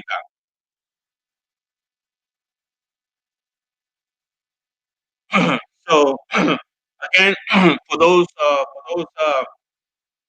people that's gonna quote unquote say, Ben Affleck coming back, that's their school for thought. Just remember who said this in 2018. Just remember, just remember that I was me. It was I that would say that Ben Affleck will consider coming back as one of the Batman. The exact Snyder story is told. It was me. A lot of you told me that Ben Affleck is done. A lot. Put it to rest. He's not coming back. Oh, I know, Lewis. You said that, but he really was coming back in 2018 because it was under own management. He had no intention coming back. Again, we did it again. We might tweet again. I see it again, nice and slowly for the benefit of those have a hard time understanding. Ben Affleck would consider coming back if Zack Snyder's story is told. 2018. What do you think is happening right now? Zack Snyder is getting a chance to tell his story. And if the studios did give Zack Snyder the green light to finish his arc, I promise you, if Zack is working on that, he must have gotten insurance from every cast. Let's say, for example, let's say Zack Snyder was told, "Go ahead, finish your Justice League 2 or 3. It's up to you to get the cast back." If it's being done, trust me, every single one of them is coming back to 2 or 3, including Ben Affleck. And I do have receipts on June 4th. Like I said, I heard that Ben Affleck is back on a contract. The only thing I heard was to do his Deathstroke movie. HBO Max series. To be honest, I'm being honest, because I've always been an honest person. I did not hear that. It doesn't mean that it's not true because thought it was done in June 4th, and then something happened that said they want to make the money, they want to make it to miniseries. So is it always? It's definitely a possibility. I don't think so. I think it's going to be a cinema movie because that's easily a $1 billion movie. You got the Batman, you got Ben Affleck, you got Deathstroke, character that he's never faced in cinema before. It's going to do easy $1 billion. So that's why I think it's going to be put in cinema because of the amount of money he's going to make, and I think he might hit $1.5 billion. So that's what I think. As far as Henry Cavill, Superman is concerned, the reason there is no Man of Steel 2, guys, is simple. I'll break it down to you. Because there's no script.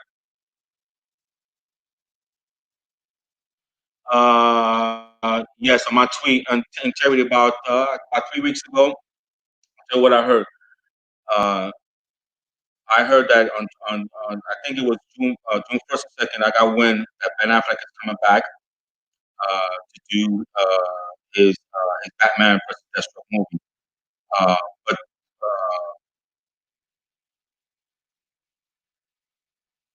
but it has to do. Justice League Zack Snyder has to do well.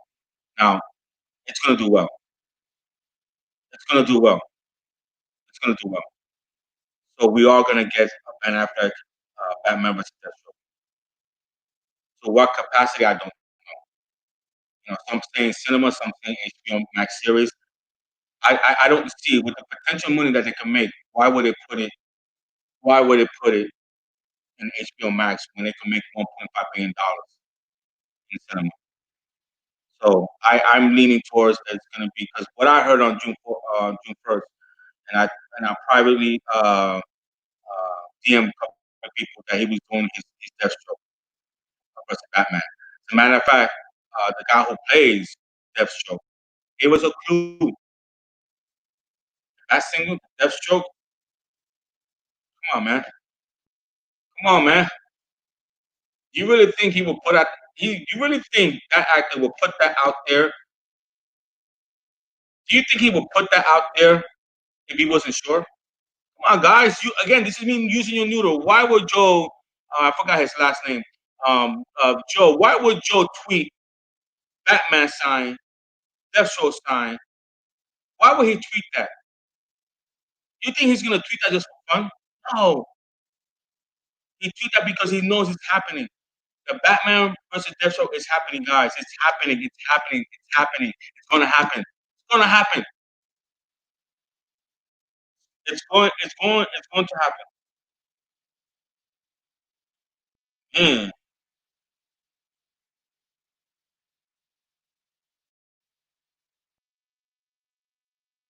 Yes, thank you, Vega. I did sit on the round table as well. I did give a clue. Did give a clue. And again, guys, all uh, those on my haters, well, you could not know that then. Well, remember, guys, in 2018, I said he would consider coming back.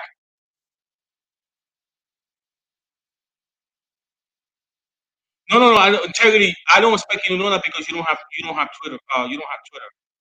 Uh, so I don't expect you to know that. But Integrity 101, Joe, forgot his last name, tweeted it out, I think about a month ago. If anybody in the chat knows, can make a screenshot and put it on there so Integrity can see it.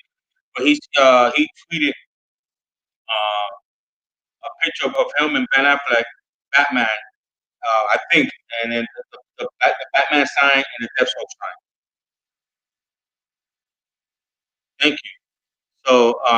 So he did tweet that, and he would not tweet that out there if he wasn't getting his Batman.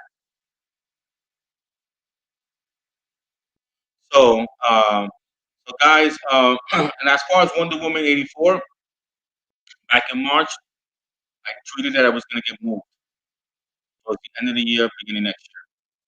But got moved to October 2nd. I had some schmuck tell me that was common sense. Well, if it was common sense, then why you didn't tweet about it? Please don't bring that garbage to me. You that are scooper, don't tweet anything about it. But then get in my case saying it was common sense. If it was common sense, then why didn't you tweet it? It was common sense. Come on, really? So you're gonna get in my case. Well, Lewis, it's common sense I was gonna get moved if it was on a pandemic. Okay? So why you didn't tweet about it? No answer. Common sense and why you didn't tweet about it? You're basically saying that it doesn't need no scoop for anyone to know that. So why didn't you tweet about it? And honestly, guys, newsflash. I don't even think it's gonna be released October 2nd. It's gonna be released next year. Wonder Woman 84 is gonna be released. Well, if Patty Jenkins, because remember, guys, I don't blame whatever Patty Jenkins does. I don't blame her because she's in an impossible situation. Patty Jenkins has a lot invested in this movie. She really does.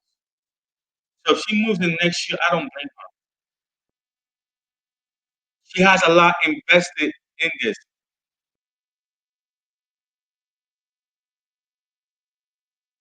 So if she, so if she's looking to do well financially, and also Warner Brothers as well, they have a lot invested in Wonder Woman 84. They really do. And if they want to make, can you imagine if you know, think about this because even even let's just say tomorrow, let's just say there's a vaccine for it. Let's say right now the government announced we found a vaccine for COVID-19. It's going to take about 6 months for the movie industry to try to make up a lot of their loss. We're already in July, so we're behind 6 months anyway. So can you imagine this late next year, the Snyder Cut, Batman, and Wonder Woman 84, and Suicide Squad? I mean, that's a hell of a slate for next year. I mean, if I'm Warner Brothers and I'm Patty Jenkins, don't. I mean, I think October 2nd is just a placement. It's just a placement for the Woman 84. So it's gonna be moved next year. So again, if any trolls are gonna try to troll me and says that was common sense, if you didn't tweet it about it, then it was common sense to you. Back in March, remember guys, back in March, look at my tweet. I said it was gonna be moved to next year. Okay? So yeah, it's an obvious sign if Joe treated that fantastic even more than I thought. I've been saying Ben, listen, integrity. I think the reason you like me is because I mean you're thinking like, but yes, you've been saying that. You definitely been saying that.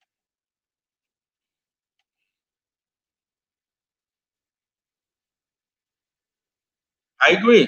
I agree. I agree. Warner Brothers invest a lot in her. Yes, and Patty Jenkins too.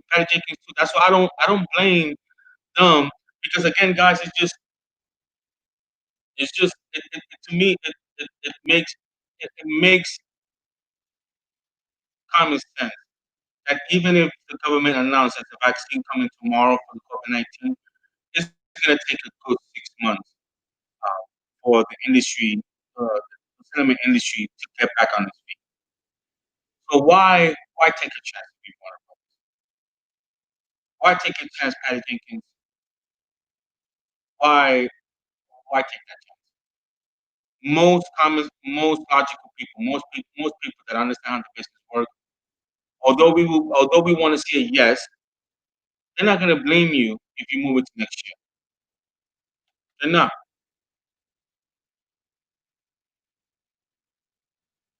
Right. And again, most most people who have common sense are not going to have a problem. Listen, are we going to be disappointed? Yes, absolutely. We're definitely going to be disappointed if it's moved back, but we understand how the business works. Okay, uh, everything will be pushed back. No big deal. Listen, that's what I said. What about video on demand room for 184? You see, here's the thing. Um, that would be a hard pill to swallow for Warner Brothers and Patty Jenkins to put on video on demand. It will be hard because they invested so much in that movie. They invested so much time in marketing that it's just it to me would be disheartening for them to put that on there. And if they're listening to me, if I was the advisor, I would tell them, listen, wait till next year. People understand that we're in a pandemic, number one. But number two, people understand that you have a lot writing in this movie. And I don't blame Patty Jenkins. I mean, she's really in an impossible situation. So if I'm her, I would do what's best for Gal, for herself, and for the cast, for those hard people that work so hard on the movie. What is the best interest of them? The best interest of them is to try to write this out and put it next year. That's who she owes her loyalty to. The fans, yes, but mostly the people who work so hard to put out this movie.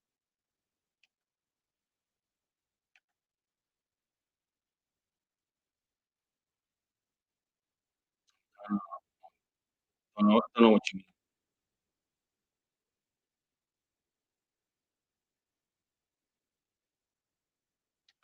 What? Here's my theory on that. It doesn't shock me that Patty's stepping away from Wonder Woman 3. Here's my theory on that.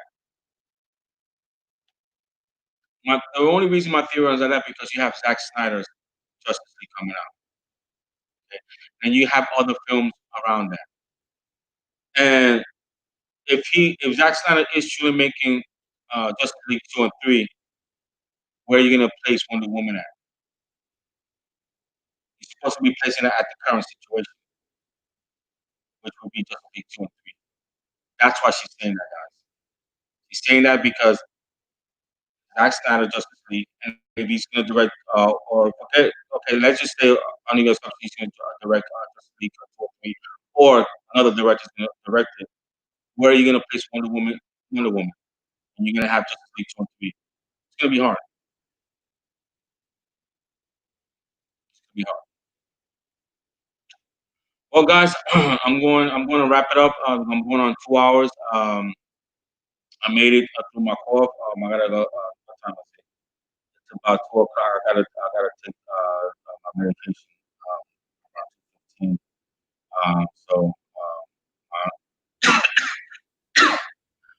my cough. I mean, you guys should have heard me on Monday, Tuesday, or even Wednesday. My cough was horrible. It was bad. But I think I'm gonna. I don't think I have a show planned for next week, and I'm probably not gonna do one. I'm probably gonna spend it with my family July 4th weekend. So I want to thank everyone who joined the chat. This was awesome. Um, Once again, guys, I want to thank you what you guys did for my daughter. Please, you know, um, she was diagnosed with type 1 diabetes, and they're doing a GoFundMe page. So if anyone could donate anything. Now, why do we need this medication? Because I have um, my insurance right now is not that great. It's going to be better January of next year. But she needs this device called Dexcom. It's about $2,000. So that $2,000 that she's going to spend right now on July 1st, uh, we needed about 4,000. Put it that way. We already raised about 2,500 thanks to Will Rollins. So I'm about 1,500 away. And now what does the 4,000 do? The first 2,000 gets me to September, and then once she orders that, she's gonna have about 1,000 left over, and that $1,000 will help her cover for January. And then the insurance deductible is only gonna be about 1,000 to 1,200, and she'll be on merry way. Hopefully when she finishes next year, she finishes college, she'll be a nurse, working as a nurse. There they're gonna have a lot. She's gonna have a lot much better benefit for her to cover her medication. So please, guys, if you guys want to reach out to me personally, you can. I'll send you the link to the GoFundMe page. Any amount is very helpful. So I will keep you posted. I'm working on. I know on August 22nd, I definitely do have a show. DC fandom. I have 2 Fox reporters who's going to be joining me. I'm working on a couple of things. A couple of people, join my show, so that's going to be fun. I'm gonna keep you guys posted for July's show. So I really, really, really, really appreciate you guys. I really do, man. I really do. So thank you again for joining the Centeno show. If you haven't done so, please subscribe to my channel. Hit the subscribe. Also hit the button that gives you notification that I'm coming on. Any feedbacks, obviously I'm welcome. I'm open to any feedbacks. All right, guys. So, guys, thank you so much. Thank you for subscribing. Thank you for watching the Little Centeno Show. You enjoy your Saturday. Have a blessed day, guys. Bye bye.